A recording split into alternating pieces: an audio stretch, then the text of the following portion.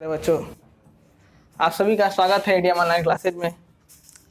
आज कक्षा 12 के फिजिक्स का तीसरा लेक्चर, चैप्टर पहला ही चल रहा है, कूलाम का नियम तथा वैद्युत क्षेत्र।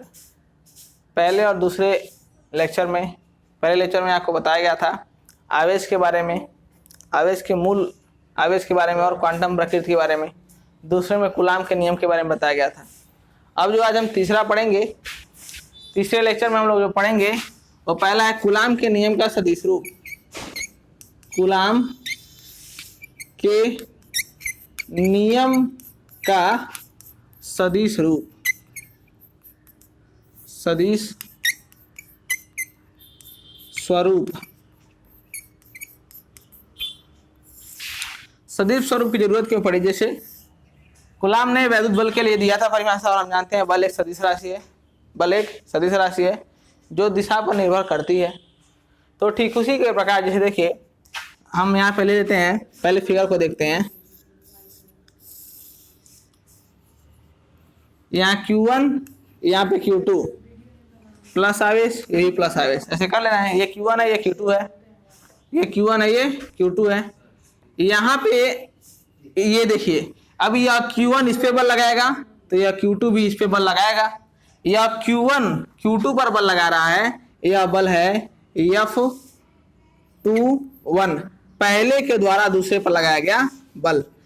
Q1 Q2 पर जो बल लगा रहा है यह F21, पहले के द्वारा दूसरे पर लगाया गया बल। उसी प्रकार से यह Q2 Q1 पर जो बल लगाएगा उसकी दिशा इधर होगी, यह क्या होगा F12, दूसरे के द्वारा पहले पर लगाया गया बल, दूसरे के द्वारा पहले पर लगाया गया बल। ये हो जाता है हमारा F12। अब हमारा आता है हाँ, इन दोनों का एक दूसरे के सापेक्ष स्थिति विस्थापन, इन दोनों का एक दूसरे के सापेक्ष स्थिति विस्थापन। तो स्थिति विस्थापन लेने के लिए हमें क्या चाहिए? हमें एकांक वेक्टर चाहिए। क्या चाहिए? एकांक वेक्टर। मान लेते हैं इनके बीच की दूरी r है, यहाँ से यहाँ के बीच की दूरी r है, तो इनका स्थिति विस्थापन क्या हो जाएगा, या सदिश विस्थापन कर लें तो इस प्रकार से यहाँ लिख सकते हैं R12, लिख सकते हैं R12।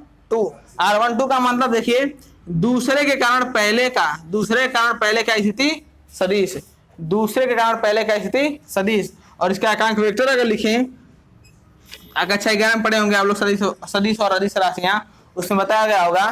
तो यहाँ पे क्या हो जाएगा, देखो यह क्या दिखा रहा है कि R21, यहां से स्थिति सदिश की दिशा इधर है ना, तो यह क्या बता रहा है, पहले के सापेक्ष दूसरे का स्थिति सदिश, पहले के सापेक्ष दूसरे का स्थिति सदिश। ठीक उसी प्रकार से यहाँ हो जाएगा, जो स्थिति सदिश वह क्या होगा R12, यानी दूसरे के सापेक्ष पहले का स्थिति सदिश, दूसरे के सापेक्ष पहले का स्थिति सदिश। तो यहाँ पे कैप लगा देते हैं, तो ये क्या बन जाता है, एकांक वेक्टर। हम जानते हैं जो एकांक वेक्टर होते हैं उनमें सिर्फ और सिर्फ दिशा होती है, उनका परिमाण एक होता है। खैर ये हमारी क्या था, यही जो अब यही फिगर है ना, तो फिगर में समझ में आ गया। और यही क्या है, हमारा कूलाम का नियम का सदिश स्वरूप है। इसमें हम करते क्या है, बस जो हमारा इक्वेशन निकला है वहां पे कूलाम के नियम से वैद्युत बल का F = 1/4 pi epsilon naught Q1 Q2/r² Newton, इसी को हम सदिश के रूप में लिख देते हैं। किसके रूप में लिख देते हैं? सदिश के रूप में। यानी कि जब हम यहाँ पे सदिश लिखेंगे तो हमें दिशा ही बतानी पड़ेगी। तो यह बल की जो प्रकृति होती है दो प्रकार से हो जाएगी। पहला एक बल होगा, एक निकलेगा हमारा F21 है क्या जी, पहले के कारण दूसरे पर लगाया गया बल, पहले के कारण दूसरे पर लगाया गया बल। ठीक इसी प्रकार से निकलेगा दूसरा F12, वह क्या होगा, दूसरे के कारण पहले पर लगाया गया बल। यानी कि यहाँ जो बल का यह इक्वेशन मिलेंगे बल के लिए, वह दो मिलेंगे दोनों आवेशों के लिए एक दूसरे के सापेक्ष। समझ में आ गई बात? बस इसी चीज को लिख देना है, और यही हमारा होता है कूलाम के नियम का सदिश रूप, जो कि आपके नोट्स में लिखा गया है कुछ इस प्रकार से।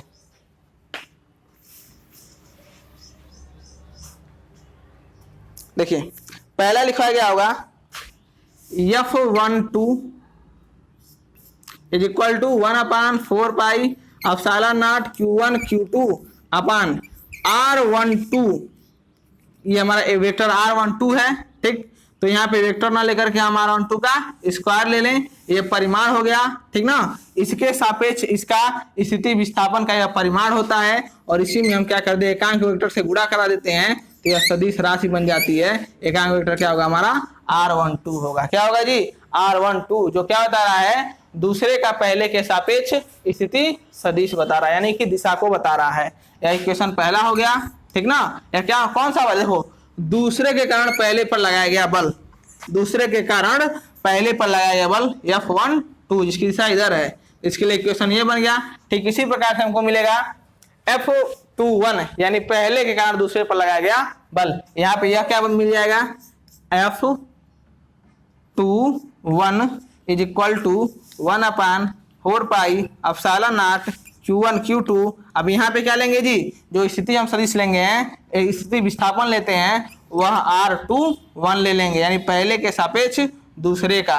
तो यह हमारा हो जाएगा का स्क्वायर, और यहाँ एकांक वेक्टर से गुणा करा देंगे, तो हमें यह मिल जाएगा। ठीक, अब ये दोनों देखने पे मिल रहा है, यह दोनों बल का परिमाण समान है, लेकिन दिशाएं क्या है जी, विपरीत है। एक इधर लगा रहा है, दूसरा इधर लगा रहा है। तो हम कह सकते हैं कि यह जो न्यूटन के नियम, कूलाम के नियम का सदिश स्वरूप है, यह न्यूटन के तृतीय नियम का, यह न्यूटन के तृतीय नियम की पुष्टि करता है। न्यूटन का तृतीय नियम क्या कहता है कि प्रत्येक क्रिया के बराबर एक प्रतिक्रिया होती है, अर्थात यदि कोई पिंड किसी दूसरे पर बल लगाती है, तो वह पिंड भी उस पिंड पर क्या करती है, पहले पिंड पर उतना ही बल लगाती है, जो कि यहाँ से प्रूफ हो जाता है। लेकिन किस दिशा में जी, उसके विपरीत दिशा में। तो देखो यह क्या है, F12 दूसरे के कारण पहले, यानी कि इधर, और F21 पहले के कारण दूसरे पर, यानी कि इधर। तो दोनों बल का परिमाण समान मिल रहा है, लेकिन दिशाएं देखो, एक इधर मिल रहा है, एक इधर मिल रहा है। अतः कूलाम के नियम का सदिश स्वरूप न्यूटन के तृतीय नियम की पुष्टि करता है। बात समझ में आ गई। यही हमारा था कूलाम के नियम का सदिश स्वरूप। चलिए अब आगे बात करते हैं हम लोग कि न्यूटन के नियम और कूलाम के नियम में अंतर या तुलना स्पष्ट करते हैं। जैसे आपने देखा होगा कि कूलाम का नियम तथा न्यूटन का नियम एक ही जैसे सिद्धांतों पर कार्यरत है, और लगभग इनके लिए जो सूत्र मिला था वो भी समान ही मिला था। लेकिन फिर भी कूलाम के नियम यानी कि वैद्युत बल और न्यूटन के नियम यानी कि गुरुत्वाकर्षण बल में बहुत सारे अंतर पाए जाते हैं। उन्हीं अंतर को हम देखते हैं। हेडिंग अगला आपका है, नहीं इससे पहले एक हेडिंग होगा आपका अध्यारोपण का सिद्धांत। अध्यारोपण के सिद्धांत में पढ़ाया गया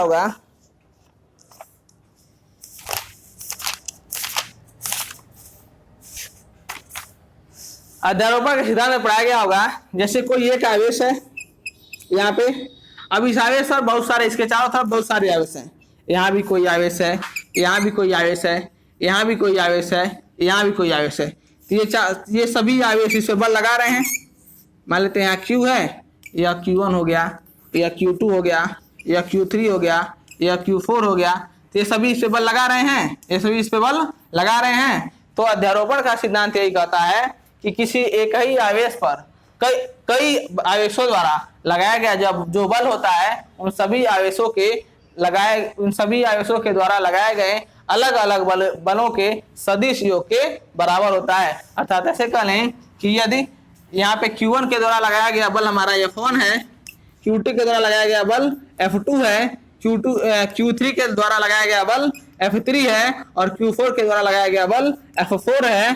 तो इसी प्रकार से हम कह सकते हैं कि इस Q पर लगने वाला कुल बल F बराबर क्या मिलेगा, इन सभी बलों का सदिश योग F1 plus F2 plus F3 plus F4, और अगर और भी आवेश हैं तो डॉट डॉट डॉट, यानी सभी बलों का योग प्राप्त होगा। यही होता है हमारा अध्यारोपण का सिद्धांत। नोट में आपको इस तरीके से नहीं बताया गया होगा, नोट में बताया गया होगा सदिश रूप में। तो सदिश रूप में कैसे करेंगे, देखो अब यहाँ पे मान लो यह Q1 है, यह Q2 है, यह Q2 है, ठीक ना। तब Q2 Q1 पर बल लगा रहा है, Q2 Q1 पर बल लगा रहा है, इधर लगाएगा तो बल कौन सा होगा जी, देखो Q2 के कारण Q1 पर लगाया गया बल F12, Q2 के कारण Q1 पर लगाया गया बल F12। उसी प्रकार से Q3 जब लगाएगा, क्या लगाएगा, Q3 जो लगाएगा तो Q3 लगाएगा तो ये क्या हो जाएगा F13 हो जाएगा। इसी प्रकार Q4 लगाएगा F14 हो जाएगा, Q5 लगाएगा तो F15 हो जाएगा। और अध्यारोपण का सिद्धांत ये लगाते हैं Q1 पर लगने वाला कुल बल इन सभी बलों के सदिशों के बराबर होता है। इसी को कहते हैं अध्यारोपण का सिद्धांत। बात समझ में आ गई। अब आइए पढ़ते हैं हम लोग अपना कूलाम का नियम यानी कि वैद्युत बल और गुरुत्वाकर्षण, न्यूटन का नियम यानी कि गुरुत्वाकर्षण बल में अंतर या तुलना।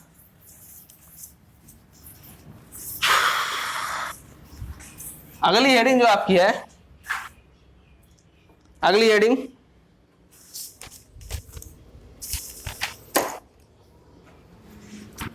वैद्युत बल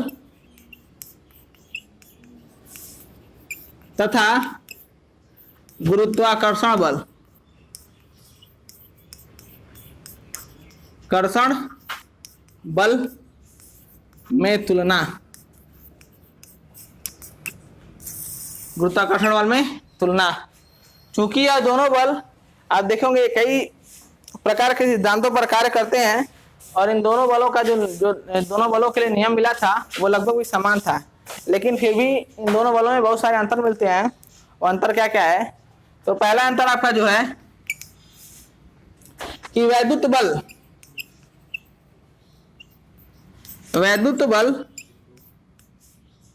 आकर्षण बल भी हो सकता है, आकर्षण बल भी हो सकता है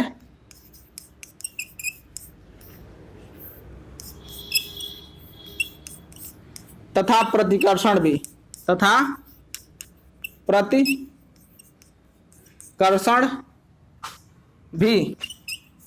परंतु गुरुत्वाकर्षण बल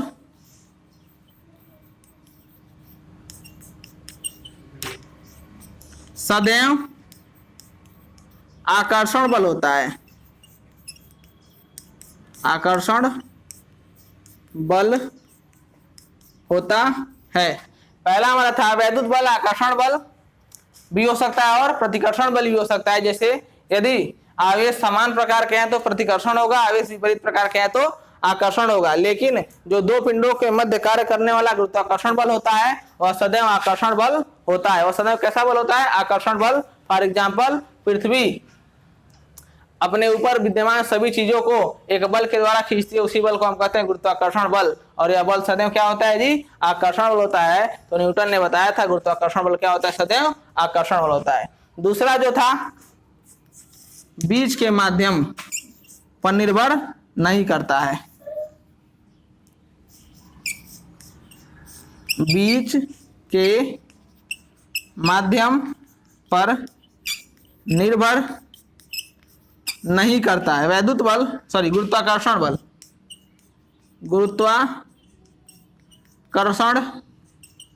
बल किन्हीं दो पिंडों के बीच माध्यम पर निर्भर नहीं करता है, जबकि वैद्युत बल किन्हीं दो आवेशों के बीच माध्यम पर निर्भर करता है। जैसे लेक्चर 2 में आपको बताया गया होगा कि जैसे ही आवेशों के मध्य कोई माध्यम आता था जिसका परावैद्युतांक K था तो बल का मान क्या हो जाता था? कम हो जाता था। नीचे सूत्र में 1/4πε0 और वहां बगल में K से गुणा हो जाता था, अतः बल का मान घट जाता था। लेकिन गुरुत्वाकर्षण बल में ऐसा नहीं मिलेगा।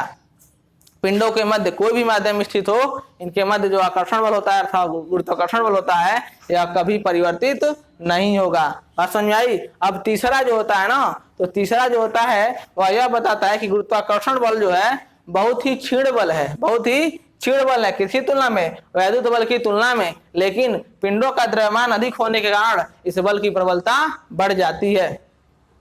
पिंडों का द्रव्यमान अधिक होने के कारण क्या होती है? इस बल की प्रबलता बढ़ जाती है। लेकिन वास्तव में क्या होता है? वैद्युत बल प्रबल होता है, इसकी तुलना में गुरुत्वाकर्षण बहुत ही क्षीण बल होता है। लेकिन पिंडों चूंकि यह F directly proportional to m1 m2 होता है, अतः पिंडों का द्रव्यमान यदि अधिक होगा तो बल का मान क्या होता है? अधिक हो जाता है। बात समझ में आ गई?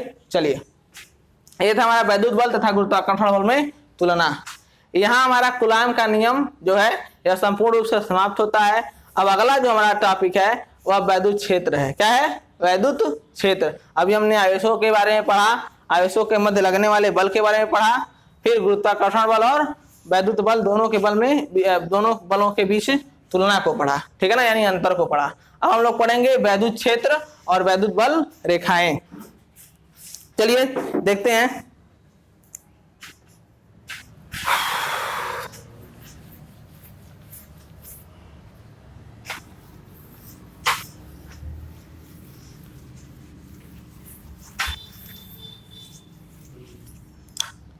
आई वैद्युत क्षेत्र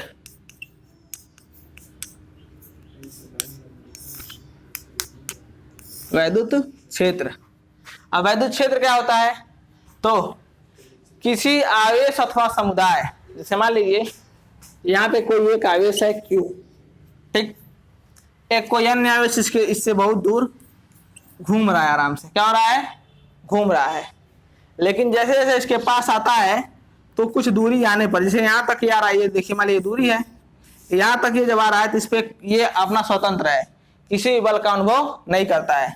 लेकिन जैसे इस क्षेत्र के अंदर ये आता है, जैसे इस क्षेत्र के अंदर आता है, यानी कि यहाँ पर जब आ गया तो यह क्या हो गया? एक बल का अनुभव करने लगता है। क्या करने लगता है? एक बल का अनुभव। वह बल कौन सा होता है जी? इसी आवेश के कारण इस पे एक बल लगने लगता है, जैसे यह इसके क्षेत्र में आता है। तो यही किसी आवेश अथवा समुदाय के चारों तरफ का वह क्षेत्र, किसी आवेश अथवा समुदाय के चारों तरफ का वह क्षेत्र जिसमें कोई अन्य आवेश आने पर एक आकर्षण अथवा प्रतिकर्षण बल का अनुभव करने लगते हैं, वह क्षेत्र ही उस आवेश का क्या कहलाता है जी? वैद्युत क्षेत्र कहलाता है। क्या कहलाता है? वैद्युत क्षेत्र। जैसे हमारा ये प्लस Q था, इसका ये इतना एरिया था, हमारा ऐसे करके एरिया था, और यह Q0 बाहर, इसके बाहर घूम रहा था, इस पे कोई बल नहीं लग रहा था। लेकिन जैसे इसके अंदर आया, यहाँ पे बल लगना शुरू हो गया ना, तो यही एरिया जहाँ पे Q0 पर Q0 अपने ऊपर एक बल का अनुभव करने लगे, क्या कहलाता है? इस आवेश का वैद्युत क्षेत्र कहलाता है। क्या कहलाता है? वैद्युत क्षेत्र। बात समझ में आ गई? कोई दिक्कत? चलिए अब मान लीजिए यह आवेश हमारा क्या है? अब ये हमारा वैद्युत क्षेत्र का वैद्युत बल रेखाएं देख लेते हैं। वैद्युत बल रेखाएं,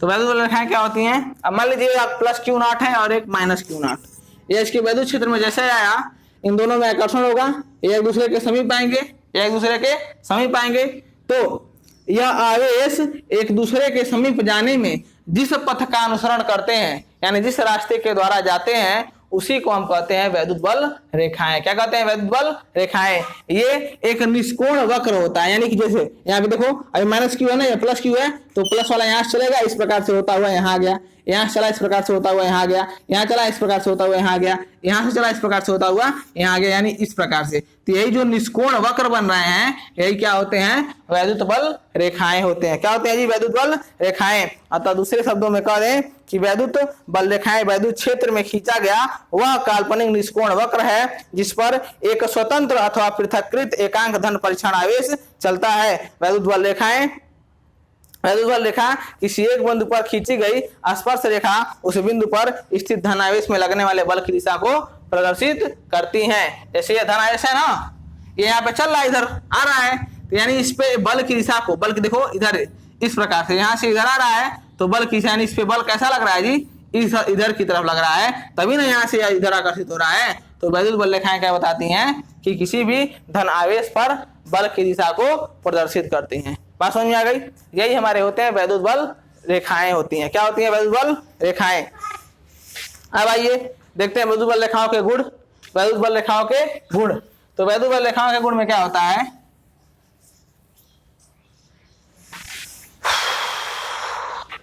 हाँ, पहला, यह धन आवेश से चलकर ऋणावेश पर समाप्त हो जाती है, यानी धन से चलेंगी, ऋणावेश पर आकर के समाप्त हो जाएंगी। धनावेश से चल करके ऋणावेश पर आकर समाप्त हो जाएंगी, कुछ इस प्रकार से।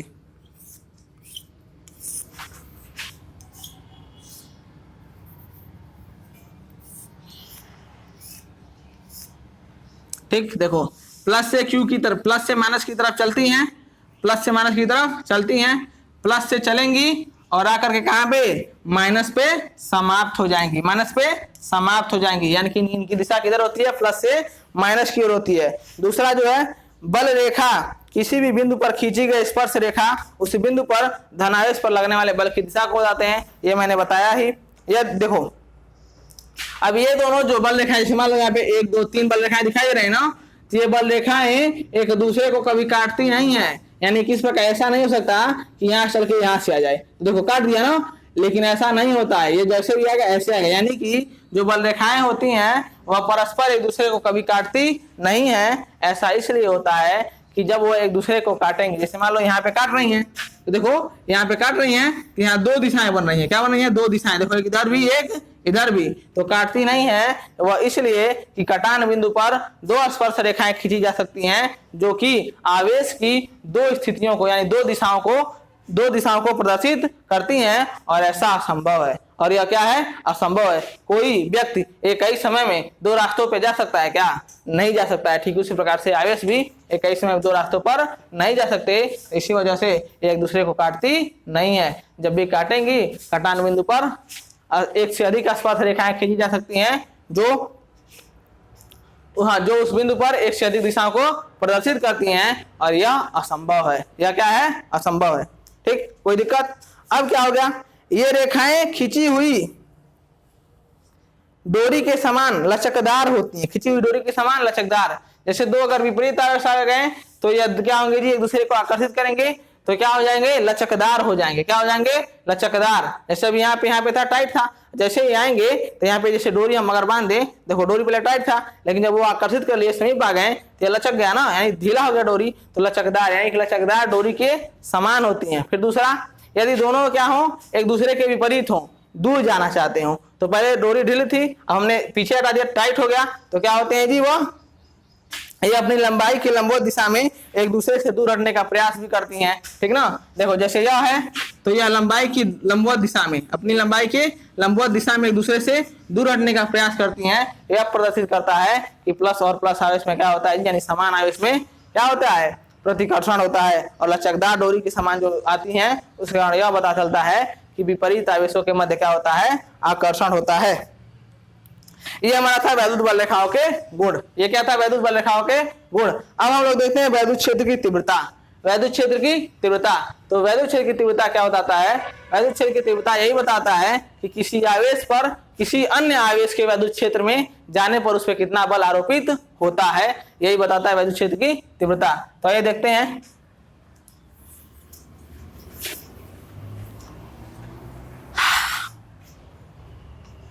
मान लीजिए Q0 है, किसी अन्य आवेश के वैद्युत क्षेत्र E में प्रवेश किया तो इस पे लगने वाला बल क्या है, F है। लगने वाला बल क्या है, F है।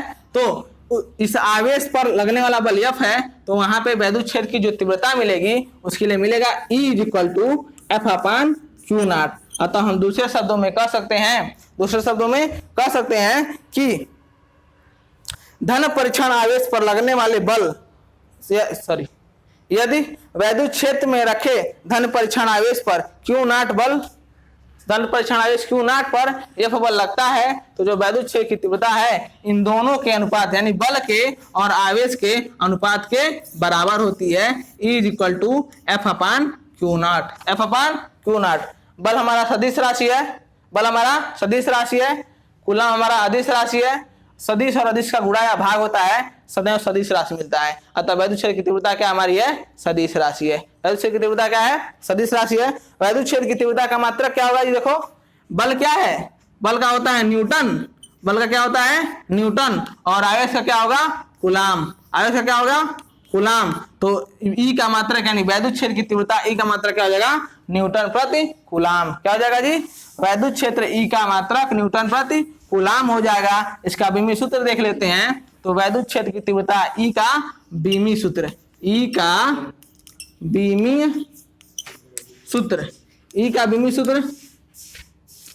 देखो क्या था, न्यूटन प्रति कूलम। तो न्यूटन का बीमी सूत्र ऊपर mL/T-2 यानी बल का बीमी सूत्र mL/T-2 होता है। आवेश का होता है A × T, इसको ऊपर भेज दो तो क्या मिल जाएगा, mL ठीक। टी देखो ऊपर जाएगा तो -1 और -2 यहाँ से है तो -1 -2 -3 और ये जब ऊपर जाएगा तो ये पर -1। यही होता है हमारा वैद्युत क्षेत्र ई का बीमी सूत्र। मात्रा क्या होता है? न्यूटन प्रति कूलम। और बीमी सूत्र क्या होता है? mLt-3 a पर -1। समझ में आ गई बात? ये हमारा था वैद्युत क्षेत्र की तीव्रता। अब हम लोग पढ़ेंगे किसी बिंदु किसी बिंदु पर वैद्युत क्षेत्र की तीव्रता, फिर पढ़ेंगे वैद्युत द्विध्रुव और वैद्युत द्विध्रुव का आघूर्ण। तो आज के लिए इतना ही, बाकी का हम लोग पढ़ेंगे अगले लेक्चर में। धन्यवाद।